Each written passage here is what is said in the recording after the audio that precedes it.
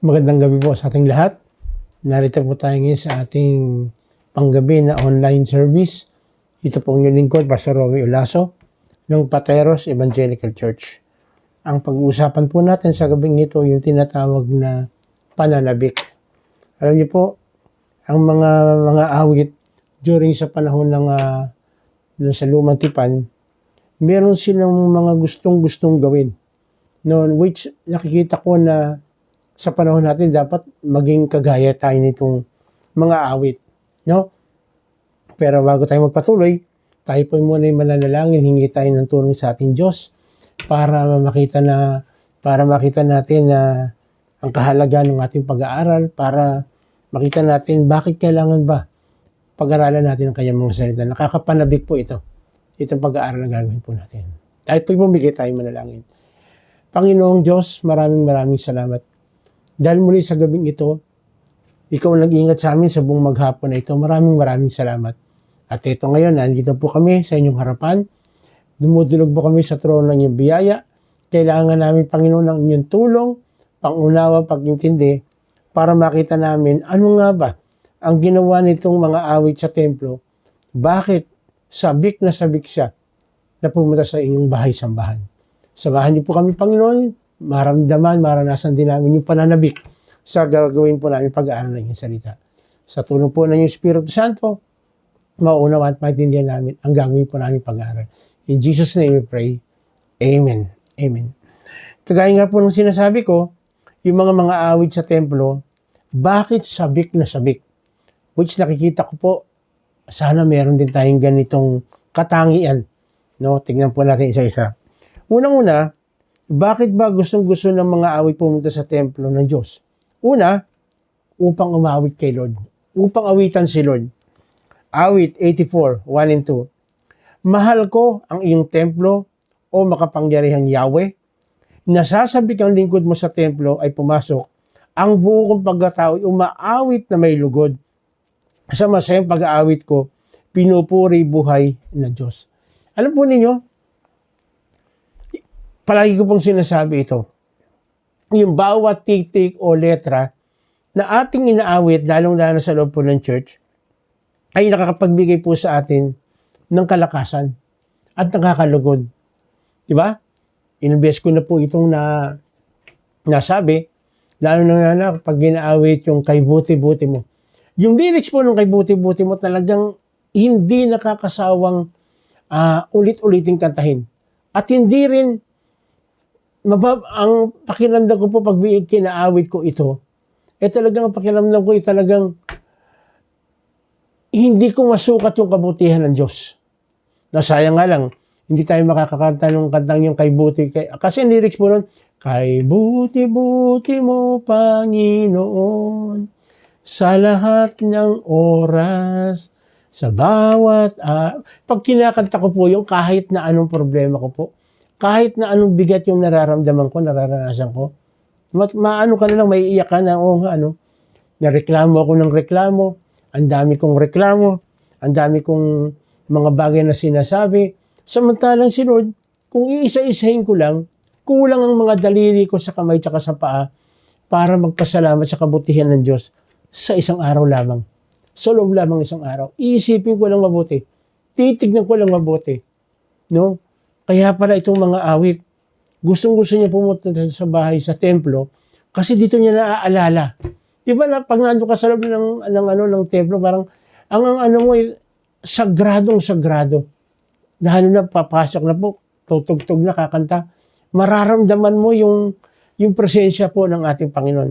Kaya pala sabi ni Haring David, sa awit 27:4, sabi niya rito, kay Yahweh isang bagay lang ang aking hinihiling. Iisa lamang talaga ang aking hangarin, ang tumira sa templo niya habang buhay upang kagandahan ni Yahweh aking mapagmasdan at dooy humingi sa kanya ng patnubay.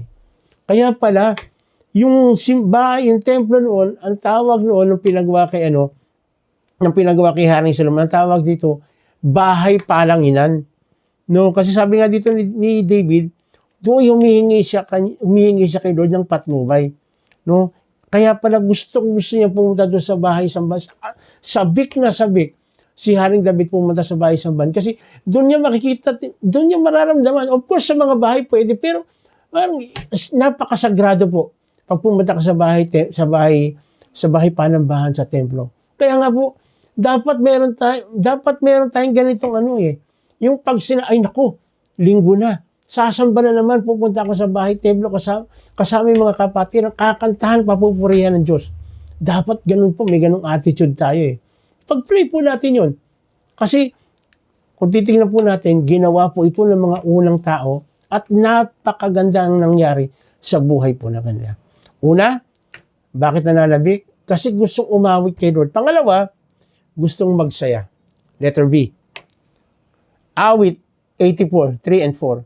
Panginoon, sa templo mo, mga mayay nagpupugad, maging ibong layang-layang sa templo mo'y nagagalak, may inakay nakalinga sa tabi ng iyong altar, o Yahweh, Hari namin at Diyos na walang hanggan, mapalad na masasabi, silang do'y tumatahan sa at palaging umaawit, nagpupuring walang hanggan. Kagaya nga po ng sinasabi ko kanina, umaawit ka Lord, pero bakit ka nakakaawit ng ganon? Sumasaya ka. Kaya ka pupunta sa bahay sambahan, gusto mong magsaya. Tandaan po natin yan, pupunta tayo sa bahay sambahan, gusto natin magsaya, at napakasaya naman talaga. Lalo na pagdating Thanksgiving night, maririnig mo yung patotoo ng bawat isa ng mga kapatid. Maririnig mo kung paano gumawa, kumilos ang ating Panginoon. Hindi ba masaya yon?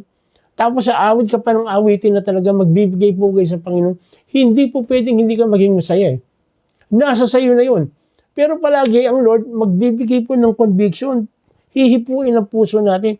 Kasi isa pong gustong-gusto ng Lord, marinig na ang kanyang mga anak ay nagpupuri, nagpapasalamat, nagpupugay sa napakadakila, walang kapantay na ating Diyos. Mararamdaman, mararanasan natin yan. Habang tayo nasa loob ng templo. No? Kaya nga sabi niya sa verse 4, di ba? Mapalad na masasabi silang do'y tumatahan at palaging umaawit, magpupuring walang hanggan. The more na magpupuri tayo kay Lord, the more na mararamdaman natin, mararanasan ang kanyang presensya. At the more na mararanasan natin yung kanyang presensya, lalo natin may enjoy yung pagpunta sa bahay sambahan. Kaya nga po, dapat meron tayong ganung meron tayong ganung pakiramdam o sa puso natin. Pag sinabi, pupunta tayo sa bahay, dapat nananabik tayo. Pag pupunta tayo sa bahay sambahan, magkakaroon tayo ng pag-aaral dapat masaya po tayo. Bakit? Kasi malalaman na naman natin, maririnig na naman natin kung paano gumagawa, kumikilos ang ating Panginoon. Kaya pala sinabi dito sa awit 43:4, sa dambana mo, O Diyos, ako na may dudulog. Yamang galak at ligaya ang sa akin iyong dulot. Sa salim ng aking alpay, magpupuri akong lubos. Buong lugod na aawit ako sa Diyos na aking Diyos. So sabi rito, nagbibigay daw ng kagalakan nung pag nagpupuri, nagpapasalamat tayo. Totoo po ito. Di ba?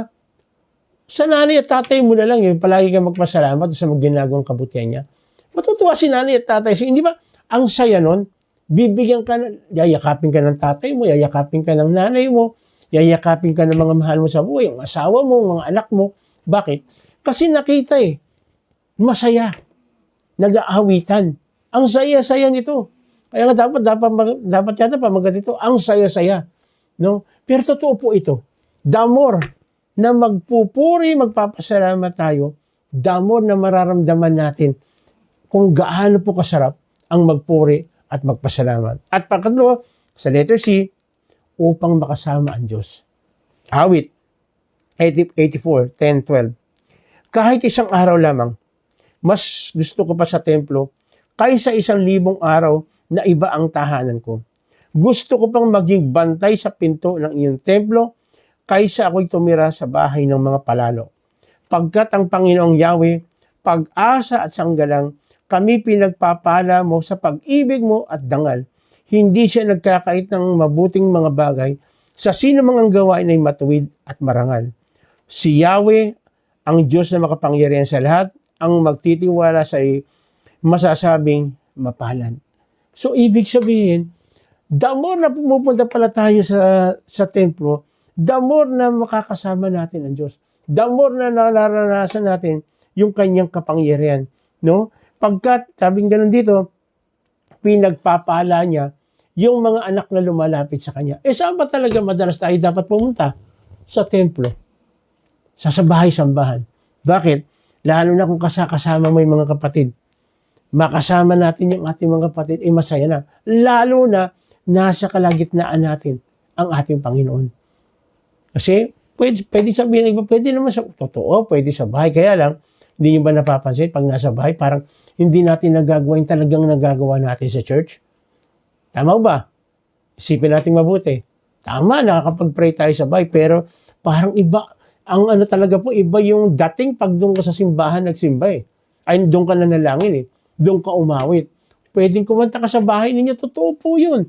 Kaya lang parang iba ang dating. Ewan ko po kung naano po nyo nararamdaman o na-experience nyo. Pag kumanta ka na sa simbahan, parang kinikilabutan ka na hindi maintindihan na parang yung presensya ng Diyos kasi nandun eh. Makikita mo eh. Of course, kahit sa bahay, nasa presensya ng Diyos. Kaya lang, kasama mo yung ibang mga kapatiran na nagpupuri, nagpapasalamat, umaawit, nagpapakasaya sa presensya ng ating Panginoon. Tapos sinabi ng Panginoon, 2 o 3 nagkakatipon sa kanyang pangalan, nandun ang kanyang kapangyarihan. Hindi ko ba matutuwa nun? Hindi mo mararamdaman kung gaano kadakila ang Diyos na pinaglilingkuran natin. Kaya nga po ang palagi kong ano po ito, gaano tayo ka sabik pumunta sa bahay-sambahan. Gaano tayo nananabik pag sinabi, punta tayo sa bahay-sambahan dahil aawitan natin si Lord. Gaano tayo nananabik pag sinabi, punta tayo sa simbahan, magpapakasaya tayo sa presensya ng Panginoon. Gaano tayo nananabik pag punta natin sa bahay-sambahan dahil nasa isip natin, makakasama ko na naman ng Lord. Sana kagaya rito sa mga kay Haring David, maging dito sa mga awit, nandun po yung kasiyahan, kagalakan. Nandun po yung excitement, nandun yung pananabik na pumunta sa bahay-sambahan dahil alam niya, makakaawit. Makakaawit ka ng todo-todo para sa Panginoon. Magpapakasaya tayo ng todo-todo dahil ang presensya ng Lord makakasama natin. Kaya pala sinabi sa awit 16:11, ituturo mo ang landas sa patungo sa buhay, sa piling mo'y madarama ang lubos sa kagalakan, ang tulong mo'y magdudulot ng ligayang walang hanggan. Totoo po ito. The more na binibigyan natin ang ating sarili sa Panginoon, the more na makikita natin, mararanasan yung kagalakan na pwede niyang ibigay na hindi kayang ibigay ng mundo. Totoo po yun. Merong peace of mind. Merong kagalakan.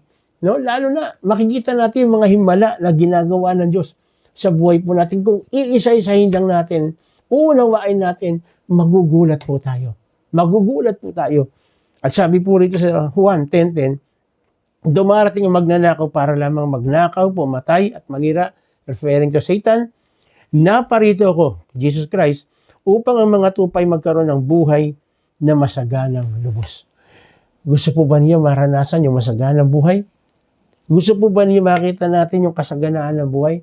Gusto ba natin na sa araw-araw na ginagawa ng Lord ay talagang mararamdaman natin ang kanyang presensya? Sabi sa John 1:12, subalit ang lahat ng tumanggap at sumampalataya sa Kanya ay binibigyan ng karapatang maging mga anak ng Diyos.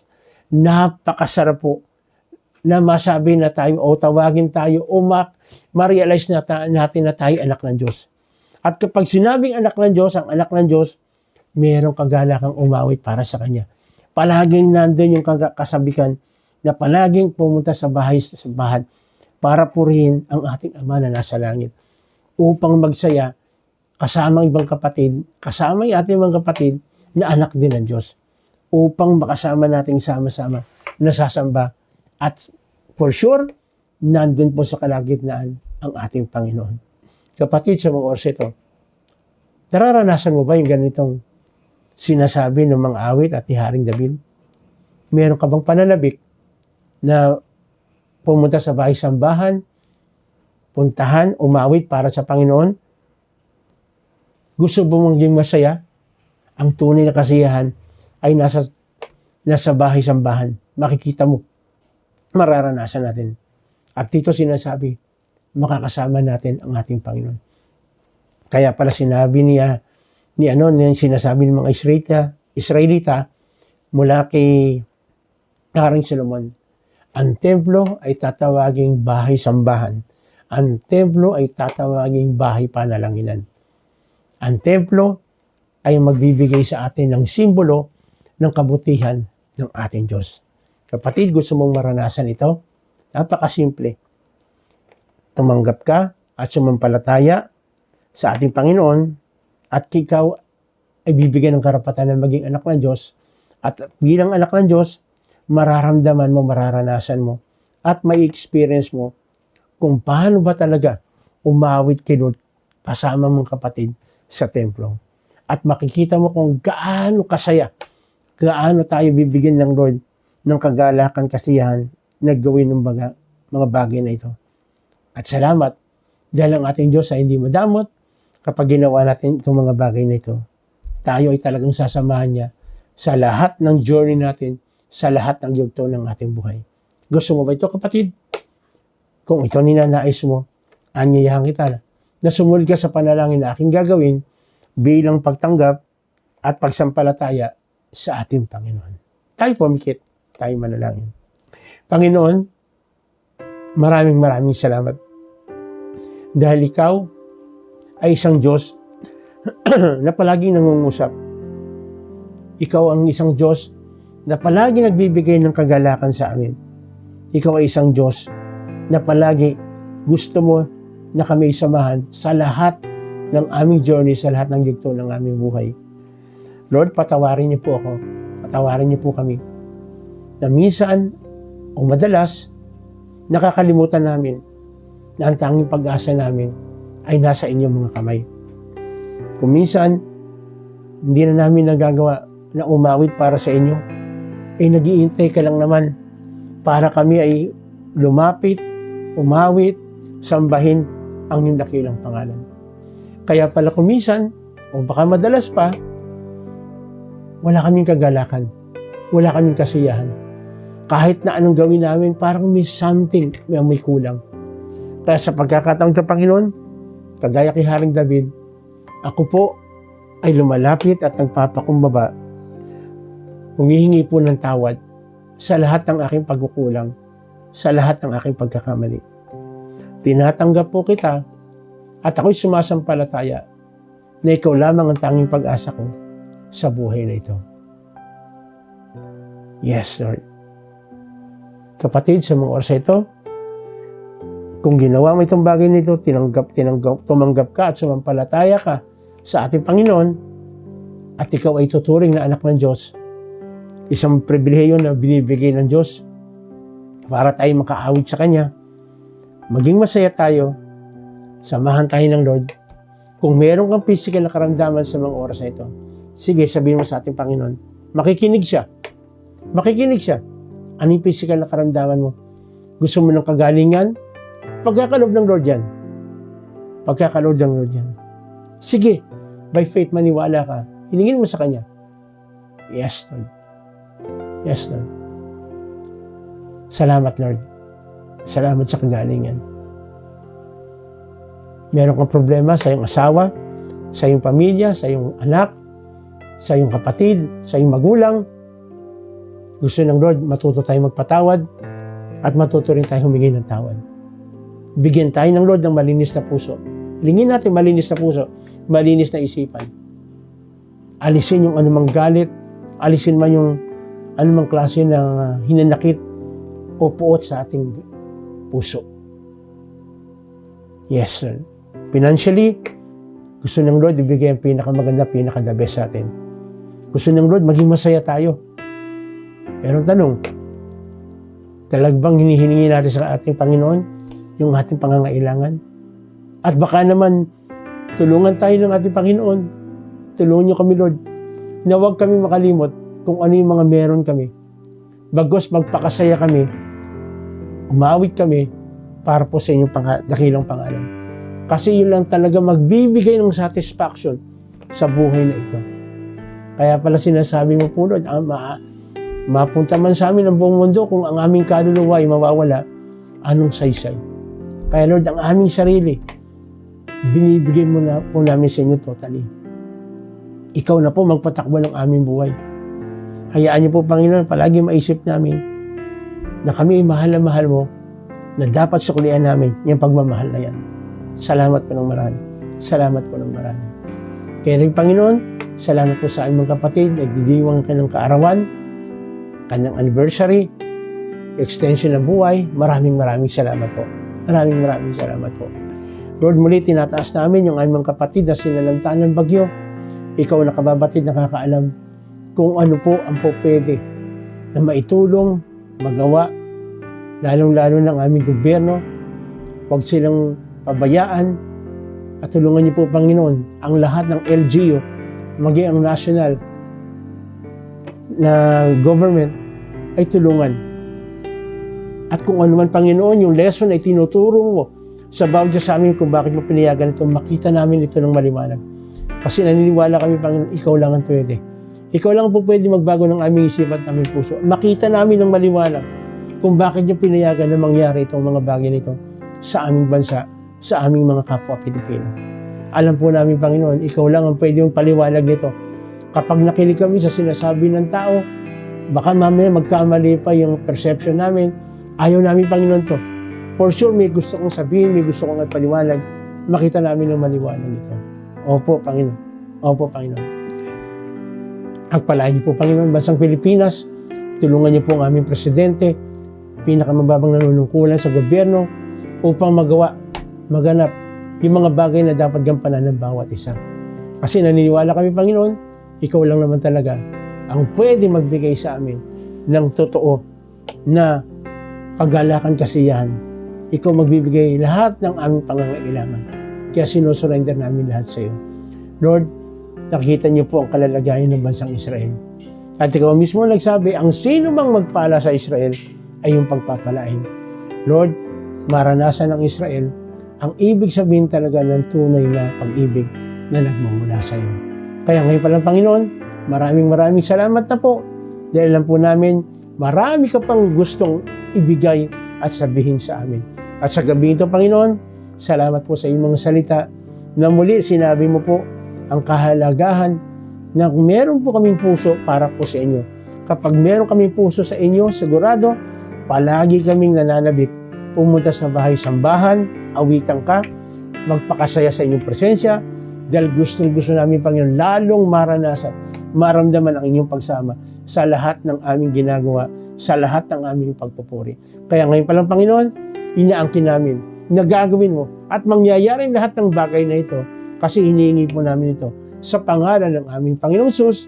Lahat po tayo magsabi ng Amen. Muli, ito pong inyong lingkod, Pastor Romy Olaso. Kung meron po kayong katanungan dito sa ating mga pinag-aaralan sa gabing ito, huwag po kayong mag-tubili. I-PM niyo po kami, lalabas po dyan ang aming kung saan kayo po pwede pong mag-PM. At gayon na rin, kung meron po kayong mga prayer request, pag-PM din po kayo. Dahil gustong-gusto namin na makatulong sa inyo sa pamamagitan din po ng panalangin. At kung kayo naman po ay